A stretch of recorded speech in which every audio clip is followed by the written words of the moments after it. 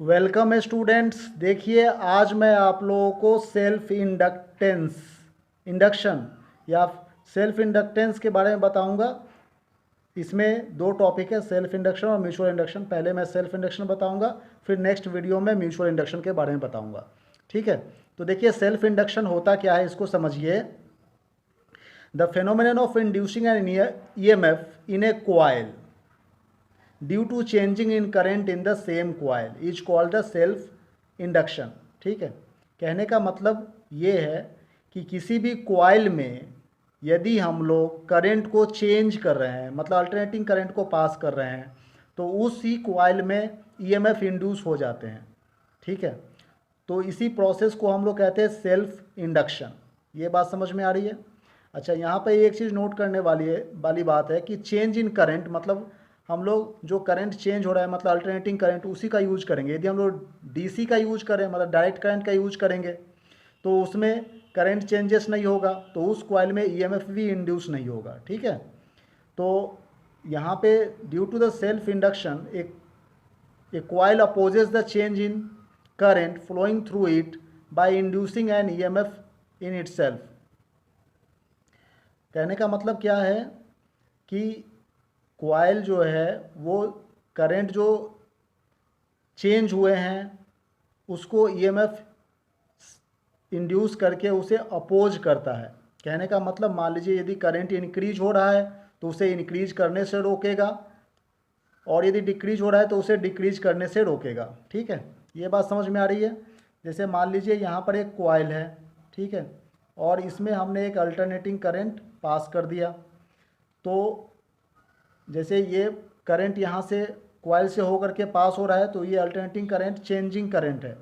तो changing current रहेगा, तो इसमें से करंट इंक्रीज डिक्रीज करेंगे। ठीक है, इंक्रीज करेंगे या फिर डिक्रीज कर रहे होते हैं।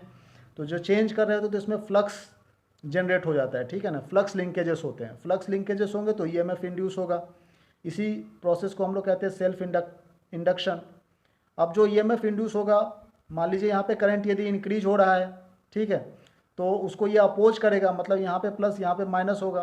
तो करंट इस तरह से, मतलब ईएमएफ इंड्यूस जो होगा यहाँ पर सेल्फ इंड्यूस्ड ईएमएफ, इसकी पोलैरिटी प्लस और माइनस, मतलब इस एक्सटर्नल करंट को अपोज करेगा।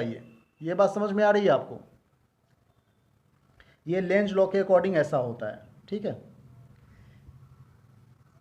तो अब देखिए सेल्फ इंडक्शन और कोफिशिएंट ऑफ सेल्फ इंडक्शन। इसके बाद हम लोग कोफिशिएंट ऑफ सेल्फ इंडक्शन के बारे में पढ़ेंगे। ठीक है, कोफिशिएंट ऑफ सेल्फ इंडक्शन कहने का मतलब ये है कि यदि मान लीजिए current I is flowing through a coil, coil से यदि करंट आई पास हो रही है, ठीक है, तो इसमें फ्लक्स जनरेट होंगे। जो फ्लक्स होगा वो करंट के डायरेक्टली प्रोपोर्शनल है, मतलब करंट जितना ज़्यादा बढ़ेगा फ्लक्स भी उतना ही बढ़ेगा। ठीक है ना, तो यदि हम लोग प्रोपोर्शनल साइन को हटाएंगे, इक्वल साइन रखेंगे, तो कुछ ना कुछ कांस्टेंट पुट करना पड़ेगा। उसी कांस्टेंट को ही हम लोग कहते हैं कांस्टेंट ऑफ प्रोपोर्शनलिटी एल। इसी एल को ही हम लोग कहते हैं सेल्फ इंडक्शन। ठीक है, या फिर कोफिशिएंट ऑफ सेल्फ इंडक्टेंस ऐसे भी कहेंगे हम लोग। तो देखिए आगे हम लोग इसे सॉल्व करेंगे किस तरह से।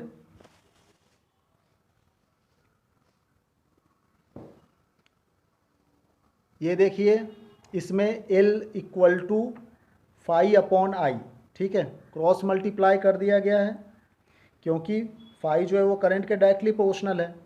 तो L equal to phi upon I हो गया।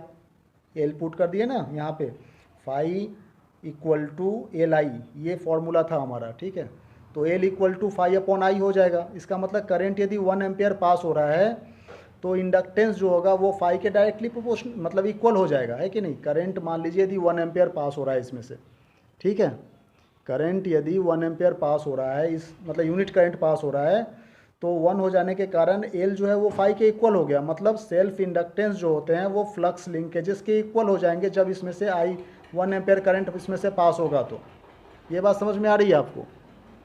तो ईएमएफ जो इंड्यूस हो रहे हैं E equal to minus D phi by D T, इस फॉर्मूले को हम लोग लिखेंगे यहाँ पे। ठीक है, ये फैराडे सेकेंड लॉ से आ रहा है कि rate of change of flux is directly proportional to induced EMF. EMF जो इंड्यूस हो रहा है वो rate of change of flux के डायरेक्टली प्रोपोर्शनल है। मतलब rate of change of flux is equal to induced EMF. अब phi equal to L I होता है, phi equal to L I होता है ना, तो फाई के जगह पर हम लोग एल आई पुट कर देंगे, एल कॉन्स्टेंट टर्म में ये बाहर आ जाएगा, तो minus L D I by D T, इस तरह से हम लोग लिखेंगे, ठीक है, minus L D I by D T. अब यहाँ पर क्रॉस मल्टीप्लाई कर दीजिए, तो L equal to E upon D I by D T हो गया। तो इसका मतलब क्या है, ये एल को सेल्फ इंडक्टेंस कहते हैं, ई को ई एम एफ कह रहे हैं, ठीक है, और यहाँ पर D I by D T मतलब 1 एम्पेयर पर सेकेंड हो रहा है। इसका मतलब 1 एम्पेयर पर सेकेंड करंट यदि हम लोग किसी भी कॉइल में चेंज करते हैं, ठीक है, तो वहाँ पे ईएमएफ इंड्यूस हो जाएगा, वही induced EMF upon 1 ampere per second को ही हम लोग कहते हैं self inductance of the coil. ये बात समझ में आ रही है? यही चीज़ यहाँ पे लिखा हुआ है, ये देखिए, self inductance of a coil is equal to the magnitude of the EMF induced in a coil when the current in the coil is changing at the rate of 1 ampere per second. ठीक है, किसी भी coil से current यदि changes होगा तो उसमें flux changes होगा, और फ्लक्स चेंजेस होगा तो ईएमएफ इंड्यूस होगा। यही तो फैराडे साहब ने बताए थे। अब देखिए SI unit of self inductance, इसके बारे में हम लोग बात कर लेते हैं। तो SI unit of self inductance ये है क्या, L equal to phi upon I, ये फॉर्मूला है। फ्लक्स की यूनिट होती है वेबर, करंट की यूनिट होती है एम्पियर, मतलब 1 हेनरी हो जाएगा। आइदर 1 हेनरी कह लीजिए या फिर वेबर पर एम्पियर कह लीजिए, बात एक ही है। यही हमारा एसआई यूनिट है सेल्फ इंडक्टेंस का। ठीक है, अब ये हेनरी कहने का मतलब होता क्या है, इसको अभी अब आप लोग समझेंगे 1 हेनरी कहने का क्या मतलब है। ठीक है, 1 हेनरी कहने का ये मतलब है कि if the magnetic flux link with A coil carrying current of 1 ampere is 1 weber. ठीक है, मतलब यदि किसी भी कॉइल से 1 एम्पियर करंट पास हो रही है तो उसमें जो फ्लक्स चेंजेस होगा वो 1 वेबर हो जाएगा। ठीक है, तो हम लोग सेल्फ इंडक्टेंस को कहेंगे कि उस कॉइल की 1 हेनरी हो गई है। ये बात समझ में आ रही है? मान लीजिए यहाँ पर एक कॉइल है और इसमें हमने अल्टरनेटिंग करंट को पास कर रहे हैं। ठीक है ना, यहाँ पर हम लोग जो आई पास कर रहे हैं इसकी वैल्यू कितनी है, 1 एम्पियर है। ठीक है, तो यहाँ पे फ्लक्स चेंजेस हो गए, फ्लक्स कितना हो रहा है, 1 वेबर फ्लक्स चेंजेस हो रहे हैं। ठीक है, तो इसकी जो सेल्फ इंडक्टेंस की वैल्यू होगी वो एल इक्वल टू 1 हेनरी हो जाएगी। ये बात क्लियर हो रही है? तो आप देखिए E equal to minus L D I by D T है। ठीक है ना, यहाँ से इस फॉर्मूले से हम लोगों ने निकाला L equal to E upon D I by D T. ठीक है, इसी की वैल्यूज हम लोग यहाँ पे लिख रहे हैं कि E equal to L into minus D I by D T. Minus sign क्यों, क्योंकि अपोज करते हैं करंट को। मान लो इंक्रीज हो रहा है करंट तो यहाँ पे प्लस हो जाएगा, यहाँ पे माइनस हो जाएगा, और करंट को ये डिक्रीज करेगा इस डायरेक्शन में जाकर के। ये बात समझ में आ रही है? इसलिए माइनस साइन लगा दिया गया। तो यहाँ पर L equal to minus sign कुछ नहीं, बस अपोजिट डायरेक्शन के लिए, इसको नहीं भी लिख सकते हैं। यहाँ पर लिख सकते हैं कि negative sign for opposite direction, negative sign for opposite direction. ठीक है, तो एल इक्वल टू कितना हो जाएगा, L equal to E upon D I by D T हो जाएगा। D I by D T क्या है, 1 एम्पियर पर सेकेंड है, ई कितना है, 1 वोल्ट है। ठीक है ना, तो एल कितना हो जाएगा, 1 हेनरी हो जाएगा। सबकी वैल्यू 1 1 पुट कर दीजिए तो ये 1 हेनरी हो जाएगा, या फिर 1 ओम सेकेंड हो गया।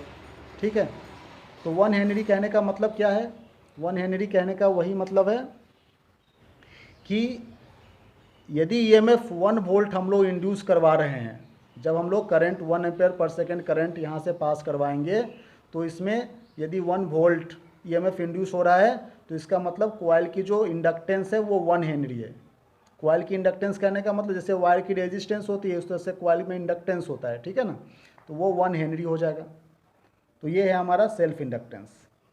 Thank you very much for watching this video.